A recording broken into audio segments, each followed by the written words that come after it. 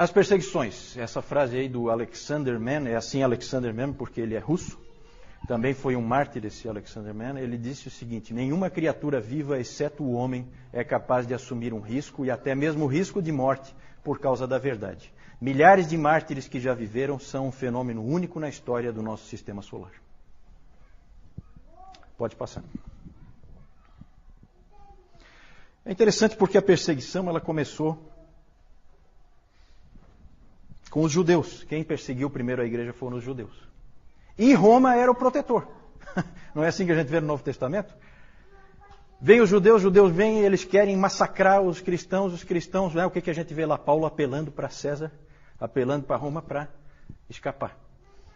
E Roma acabava, no seu sistema legal, acabava protegendo a igreja. E depois, lá pelo ano 60, há uma inversão. Quem protegia passa a ser o grande algoz. E Roma passa a ser o grande perseguidor da igreja. É interessante, é claro que aqui nós vamos falar dos mártires, e é interessante que na igreja primitiva os mártires têm assim uns fatos pitorescos, né? Era muito comum comemorar o aniversário dos mártires. Só que depois de mortos. E no dia da morte, não no dia do nascimento.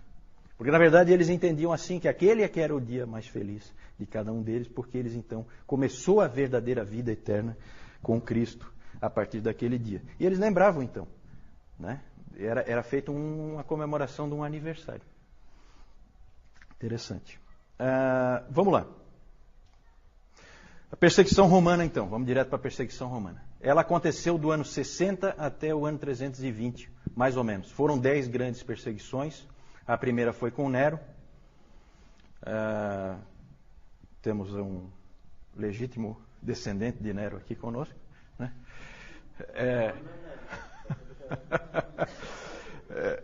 E aí nós temos as 10 perseguições, então. Nero, Domiciano, Trajano, Marco Aurélio. Marco Aurélio tem algum aí? Também vai para aquela minha lista. Sétimo Severo, Maximino, Trácio, Décio. O Décio não está mais, né? O Décio. Esse Décio é bom. Esse aí é fera.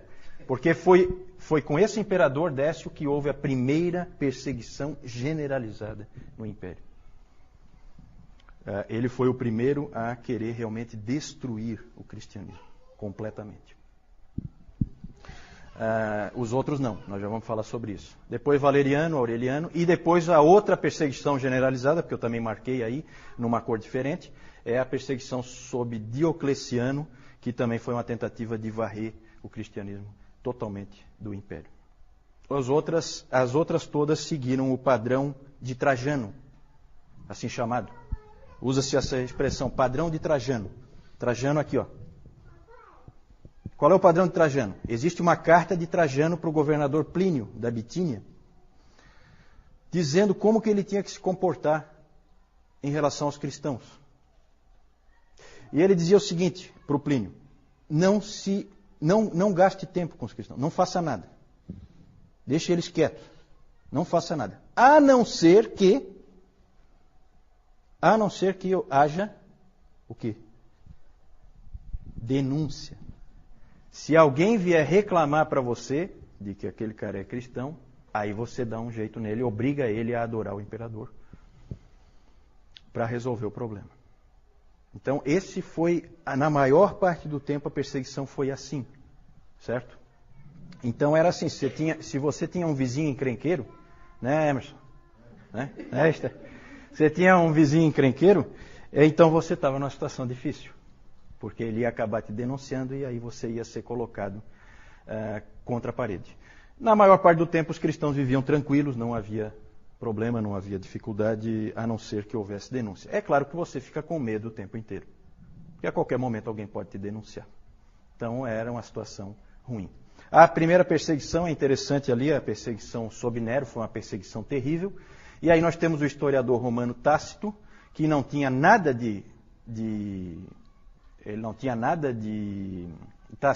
ele não tinha nada de amigável em relação ao cristianismo, ele não é amigo do cristianismo, de jeito nenhum, mas ele descreveu o que aconteceu. E é interessante o que ele diz, né? Horrível, na verdade. Cobertos com peles de bestas, os cristãos eram rasgados por cães e pereciam. Ou eram pregados a cruzes, ou consumidos por chamas para servirem como iluminação noturna nos jardins de Nero. Então Nero, ele usava os cristãos como tocha, só isso, para iluminar os jardins dele. Colocava peles em cima, peles de animais, né, em cima deles, para que os cães rasgassem eles em pedaços. Então vocês têm ideia do que esses nossos irmãos sofreram. Nessa perseguição morreram 2 apóstolos importantes em Roma. Quem? Pedro e Paulo, né? Pedro e Paulo. Esse Nero tem um lugarzinho especial para ele no inferno. Esse está tranquilo. Esse com certeza não tem nenhum aí não, né? Então tá. Essas perseguições, gente, muitas pessoas permaneceram firmes e foram para a morte. Tá? Mas não vamos nos iludir. Muitas pessoas também cederam. Muitas pessoas não foram fiéis, não conseguiram ter a coragem de dar a própria vida. Até porque, como eu falei para vocês, cultuar o imperador era um ato simples, que você fazia com a maior tranquilidade, não tinha muita dificuldade. Era uma questão de consciência você fazer ou não. Pode passar? Já falei. Também já falei do Décio. Vamos falar. Eu vou colocar alguns exemplos rápidos, não temos tempo para ficar, né? As histórias são histórias maravilhosas. Se vocês tiverem tempo de ir atrás dessas histórias, são histórias muito bonitas desses mártires do passado. Nós temos a história de Perpétua e Felicidade, que existe o Diário de Perpétua. O Diário de Perpétua, que depois que ela morreu foi completado, né? Mas é provavelmente o escrito mais antigo de uma mulher cristã. É o Diário de Perpétua. Ela morava em Cartago. Foram presos 5 catecúmenos. Vocês sabem o que são catecúmenos?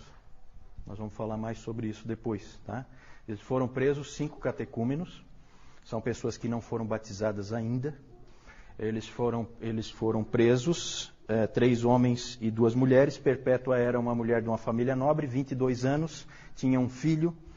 A Felicidade era escrava dela, estava grávida de 8 meses, e elas foram presas numa dessas perseguições. Eu acho que foi na do Décio.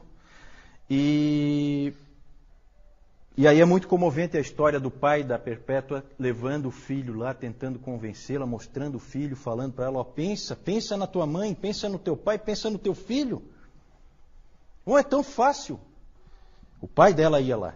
E ela então chegava e dizia e falava para o pai, você está vendo esse pote de água aqui? Estou vendo. Pois é, esse pote de água pode ser alguma coisa diferente do que ele é? Ele pode querer ser alguma coisa diferente de um pote de água? Aí ele disse, não. Aí ela respondeu, pois é, eu sou cristã. Eu não posso ser diferente disso. Eu sou uma cristã. E aí ela acabou indo para a morte. Um dos 5 morreu na própria prisão. Eles foram torturados, tá? Eu não vou entrar em detalhe. E foram condenados, por fim, para encurtar a história, eles foram condenados a ser mortos pelas feras no estádio, certo? E os homens, 2 homens, foram atacados, segundo a história, foram atacados por um javali, depois por um urso e depois por um leopardo, por vez, né? E as mulheres foram condenadas a ser atacadas por um touro. Então elas foram espezinhadas por esse touro selvagem, e as 2, a Felicidade ficou muito feliz, não é um trocadilho, né? Mas ela ficou muito feliz porque ela sabia, vejam como é interessante essas histórias dos mártires, ela sabia que se ela estivesse grávida, ela não poderia ser condenada ao martírio, porque era proibido matar alguém, uma mulher que estivesse grávida. Então ela ficou muito feliz porque ela teve o bebê prematuramente, e uma outra mulher cristã adotou, porque aí ela podia ser morta, junto com os outros com quem ela tinha sido presa. Então, alguns dias antes, ela teve o bebê e ela foi morta junto com a Perpétua.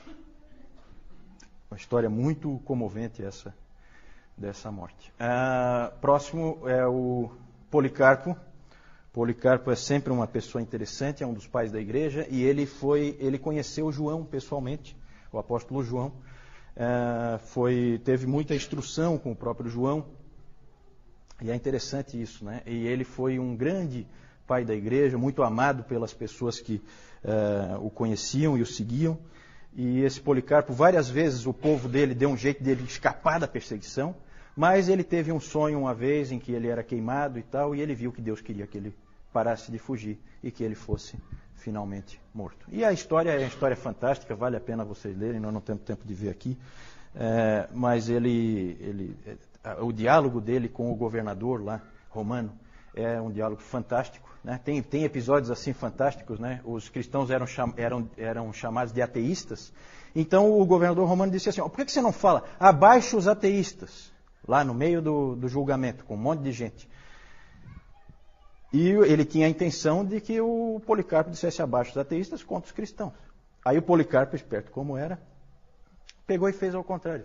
Apontou para todas as pessoas que estavam em volta dele, querendo que ele morresse, e disse, abaixo os ateístas.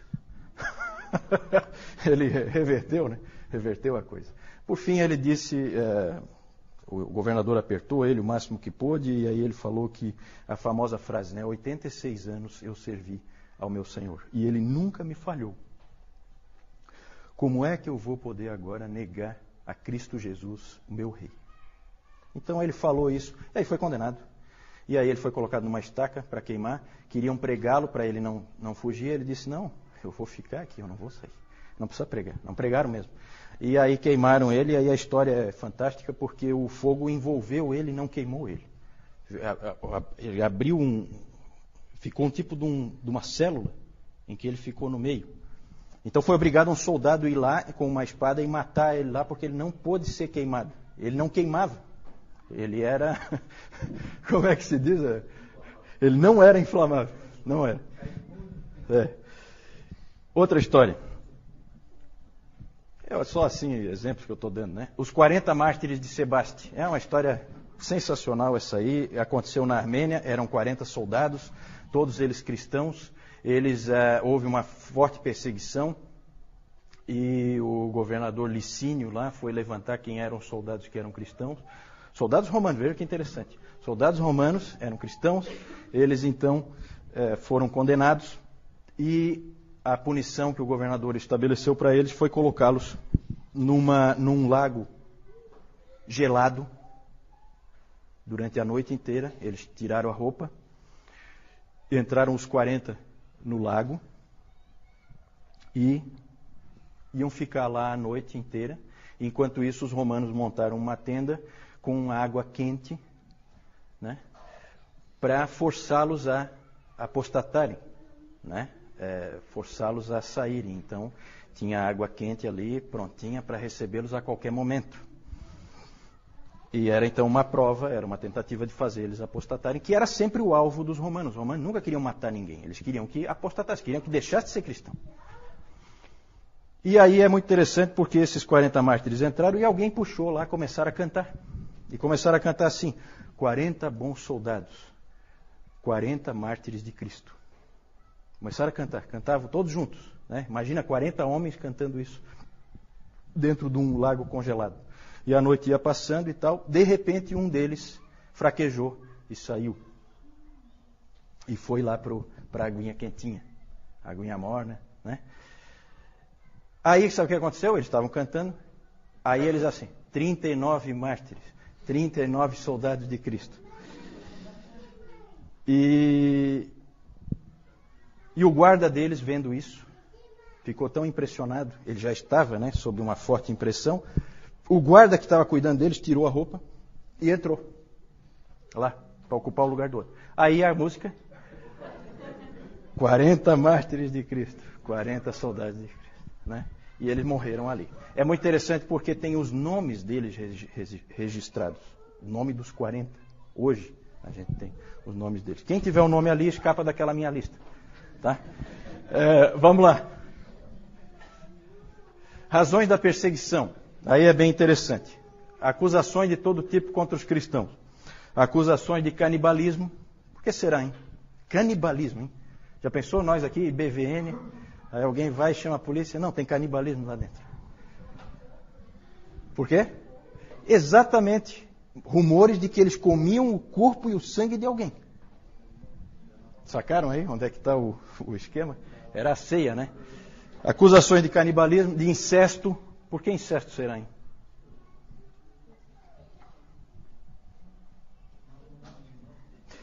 Porque chamavam de irmão, irmã, né? Então era casado com a irmã.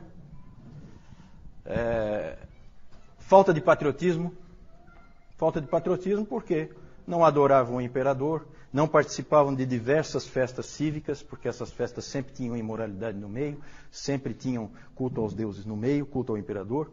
Então eles não eram patriotas, eram considerados avessos ao Império Romano. Ódio à raça humana. Ódio à raça humana. Essa era uma acusação que tinha também, porque eles eram considerados antissociais. Tácito disse que eram pessoas tremendamente antissociais, não participavam das atividades sociais, não participavam das festas. Isso mostrava era repulsa, né, pelas outras pessoas. Então eles eram acusados disso também. Olha, vejam que interessante, eles eram acusados de serem antifamília. Por que será antifamília?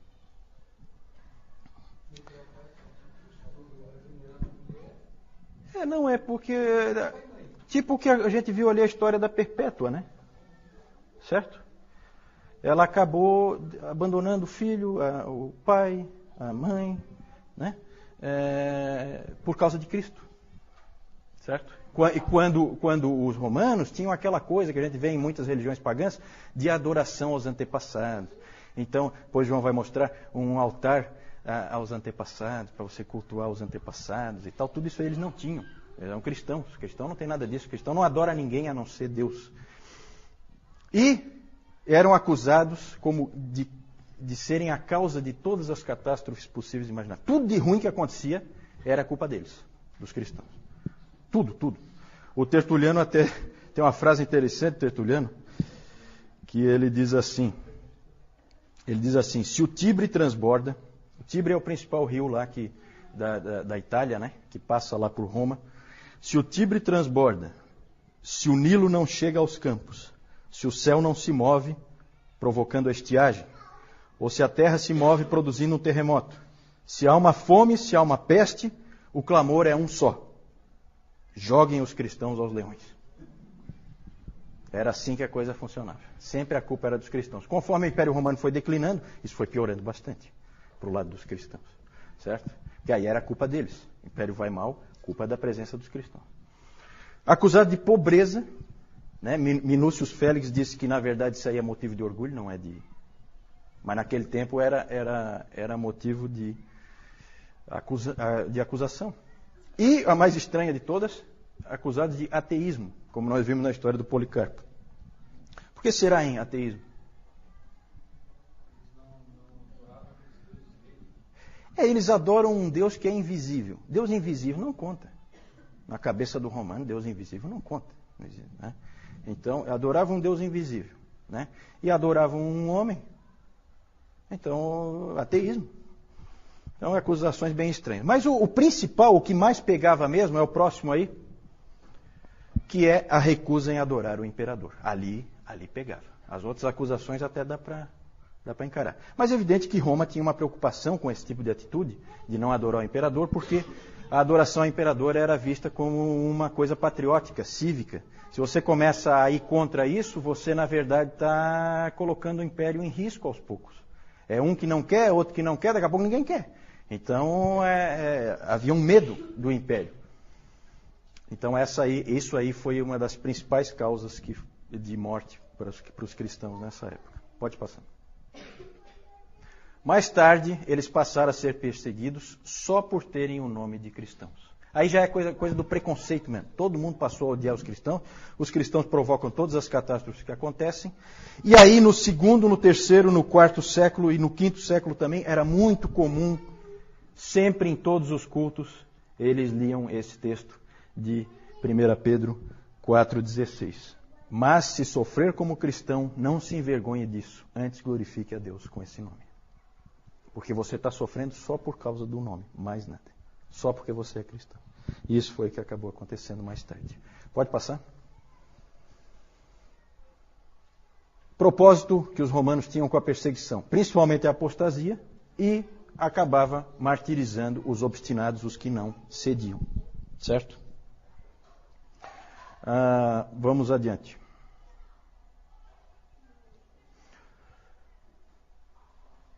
Resultados da perseguição. O F.F. Bruce, ele disse que a igreja estava preparada para a catástrofe desde o seu início. O próprio Senhor da igreja, o Senhor Jesus Cristo, tinha preparado. Ele tinha dito, se perseguiram o Senhor, como é que não vão perseguir os servos? Não é? Não foi isso que ele disse? Então a igreja sempre esteve preparada para tomar pau, para levar bordoada. Sempre esteve preparada. E isso pesou muito a favor da igreja. Ela se fortaleceu em meio à perseguição. Ela, na verdade, foi purificada. Vocês podem imaginar que nesse tempo não tinha muito cristão nominal. Quem é cristão de verdade. Não é cristão só de nome, né? Porque não é fácil ser cristão nessas condições. Não é nada fácil. E então provocou uma purificação da igreja. A igreja era muito pura nessa época. E também provocou a extensão da igreja, aquela frase do Tertuliano, o sangue dos mártires é a semente da igreja. Interessante aí é que chegou uma época, a igreja estava tão preparada para a perseguição, que chegou uma época, gente, que as pessoas começaram a buscar o martírio. Aí os presbíteros, os líderes da igreja, tiveram que segurar essa turma, porque o cara começava a querer ser morto. Tinha gente fazendo de tudo. Aí era aquela coisa, é por denúncia, então eu mesmo vou me denunciar. Já que eu não tenho um vizinho mala, como alguns irmãos aqui têm, né? Eu mesmo vou lá me denunciar. Então, começou a ter esse tipo de situação. E um fato pitoresco é o Orígenes, né? Alguém já ouviu o nome do Orígenes? Orígenes é um dos pais da igreja também. E o Orígenes, o pai dele, foi martirizado. E aí o Orígenes era jovem, gurizão, também queria ser martirizado por toda a lei. Não, meu pai foi, eu também vou. E fazia de tudo para ser martirizado. Aí a mãe dele teve uma ideia. Escondeu toda a roupa dele. Aí ele ficou com vergonha de sair na rua pelado. Então aí ele acabou escapando do martírio, né? A mãe dele foi esperta, achou uma solução prática, escondendo toda a roupa dele. E foi muito bom, porque o Orígenes depois foi um homem extremamente útil para a igreja, né? Foi um homem que fez muita diferença para a igreja. Depois nós vamos falar dele, um cristão de Alexandria. É importante, para terminar essa parte das perseguições, é importante a gente lembrar de algumas coisas, que nem sempre a perseguição fortalece a igreja. Às vezes a gente tem essa ideia, né? Às vezes tinha gente que às vezes falava, aí a gente ouvia aqui no Brasil, alguns líderes aí dizendo, era bom que viesse uma perseguição para purificar a igreja e tal, né? Cuidado, gente. Tá? São muito bonitas essas histórias, mas eu tenho certeza que nenhum de nós queria estar ali.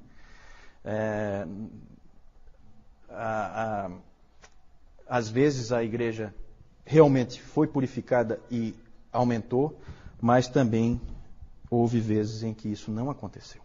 Houve vezes em que a igreja foi dizimada em diversos lugares, certo? Nós vamos ver isso aí mais para frente, especialmente na Ásia e na África, a igreja foi completamente dizimada e destruída por perseguições.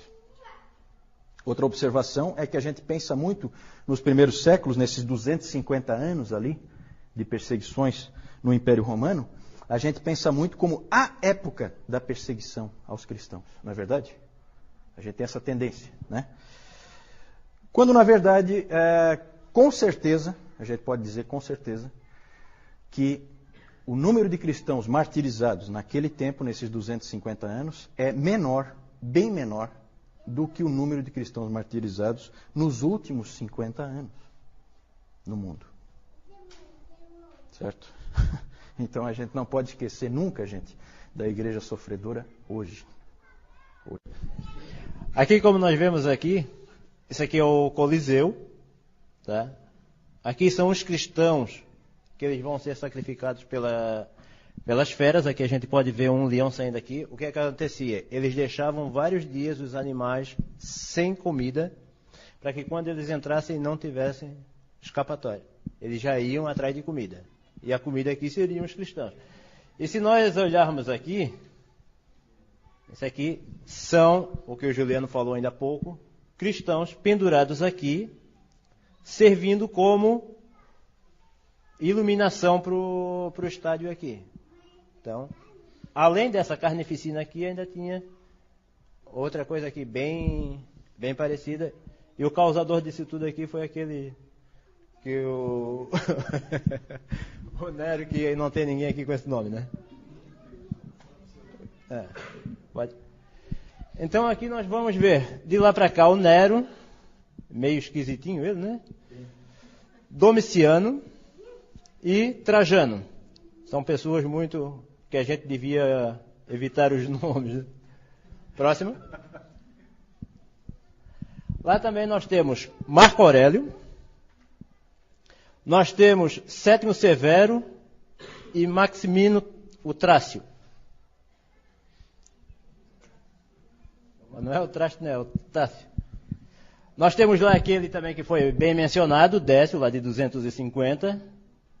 Daí aqui nós temos a efígie também de Valeriano, sempre nessa sequência aqui, né? Nós temos Aureliano aqui.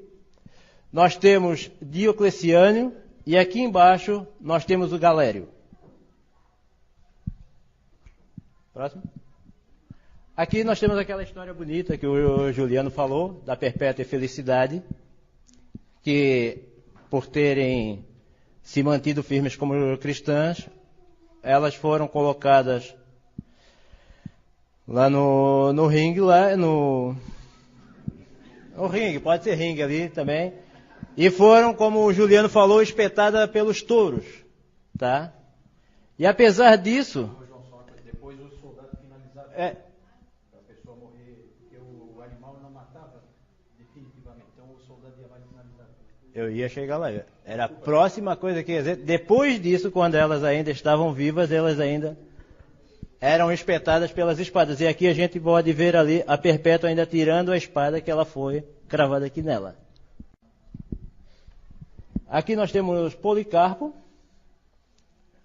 E aqui nós temos aqueles 40 mártires de Sebaste. Aqui já inclui aquele que saiu ou aquele que entrou. Que nós não temos.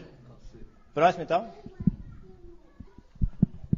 Aqui nós temos o altar familiar do cultos aos antepassados. E aqui a adoração do imperador. Inclusive aquele lá de Augusto ali. Era colocado aqui, as pessoas passavam, faziam reverência a ele. E aqueles que se negavam, daí eles tinham a punição. Aqui nós temos... Foi uma falha? Foi uma falha. Eu esqueci de falar, tá, gente? Que quando você sacrificava, você não, que eu espero que você não fosse sacrificar, que você ficasse firme. Mas quando um cristão apostatava e ele sacrificava efetivamente ao ídolo, ou ao imperador, no caso, ele recebia o chamado libelo, que era um documento provando que ele fez o culto ao imperador, adorou ao imperador. Né? Isso dava para ele uma série de garantias, fazia com que ele parasse de ser perseguido, ele podia ter vida normal, diferente de outros cristãos que não possuíam esse documento. Então esse é o libelo que tinha essa intenção. A Jussara perguntou quanto à fonte das informações que tem aqui. Né? A maioria das informações vem da palestra do David Calhoun. Né? Boa parte dessas informações estão repetidas nos livros, porque ele utiliza os livros como referência dele. Né? Mas alguma coisa não aparece lá, alguma coisa é coisa que ele trouxe de outros livros. Então não vai aparecer lá alguma dessas informações. Você sabe de onde que ele tirou isso? De manuscritos antigos? Na verdade, a Jussara então perguntou de onde é que ele deve ter tirado isso. O David Calhoun, ele é um historiador da igreja, ele tem vários livros publicados e ele leu extensivamente livros de história, ele lê extensivamente livros de história. Então, essas informações ele tira desses livros. né? A história, na verdade, vai se construindo. A principal fonte dessa história antiga que nós estamos vendo, a principal fonte de referência, sempre foi e continua sendo o livro, nós vamos falar mais para frente, a História Eclesiástica de Eusébio de Cesareia. A maior parte dessas informações da história antiga nós temos por causa dele, porque ele escreveu um livro de história. Ele, inclusive, é considerado o pai da história da igreja. Esse livro, História Eclesiástica, é uma fonte primária de referência. E aí, claro, tem todas as pesquisas e tal. Especialmente agora, nos Estados Unidos, está saindo um trabalho fantástico de um professor lá, Moffat é o nome dele. Ele está escrevendo em vários volumes a história da igreja na Ásia. Então é um trabalho de pesquisa muito grande que ele está fazendo. E ele está tentando resgatar essa história que meio que se perdeu. Alguma coisa o Calhoun já traz. Oi. A pergunta é sobre Nero, onde é que ele está posicionado e como que está estruturada a sequência que nós fazemos aqui do curso. A sequência, vocês vão perceber que ela não é exatamente cronológica, ela é em tópicos. Nós aqui, nesse item das perseguições, nós cobrimos 250 anos, agora nós vamos falar dos apologistas, nós voltamos lá para o segundo século, o ano 320 já é no quarto século, certo? Então são coisas que se sobrepõem, mas para fins de organização, a gente trata cada coisa separadamente e a gente tenta aprender alguma coisa com aquele tipo de acontecimento, com aquele tipo de situação, em vez de fazer cronológico, que é muito mais complicado, leva muito mais tempo e fica muito mais confuso. Quanto ao Nero, o que se crê é que o Nero incendiou Roma, mas isso aí é uma coisa que não é possível provar. Não é possível provar. E foi sim no primeiro século. Foi no primeiro século, certo? Nero foi imperador no primeiro... interessante, ó. Fui perguntado sobre a destruição do Templo de Jerusalém. Uma coisa interessante quanto ao crescimento da igreja é esse aspecto aí. A migração da influência dos apóstolos, dos judeus para os gentios, veio na época certa. Porque se tivesse ficado no meio dos judeus, poderia ter se perdido. É claro que Deus tinha controle disso, Ele é soberano e Ele tinha tudo já planejado na sua providência. Jerusalém foi tomada e destruída no ano 70. No ano 70. Ela foi completamente destruída, nós temos lá as ruínas lá hoje do Muro das Lamentações, pelo general, agora eu vou trazer ele para mim aqui, né? Apesar de ser nome bíblico, escapou só pela metade, porque o general Tito que depois também se tornou imperador, ele foi quem invadiu Jerusalém e arrasou completamente. E depois, no ano 135, finalizaram o serviço e acabaram de vez com o país chamado Israel. Foi destruído completamente, deixou de existir e só passou a existir novamente agora em 1948, né? Isso. Mártires é uma palavra, a palavra mártir significa, quem é que sabe? Testemunha. Mártir é uma testemunha.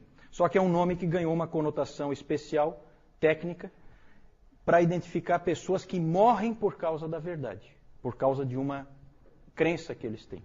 Esses são os mártires.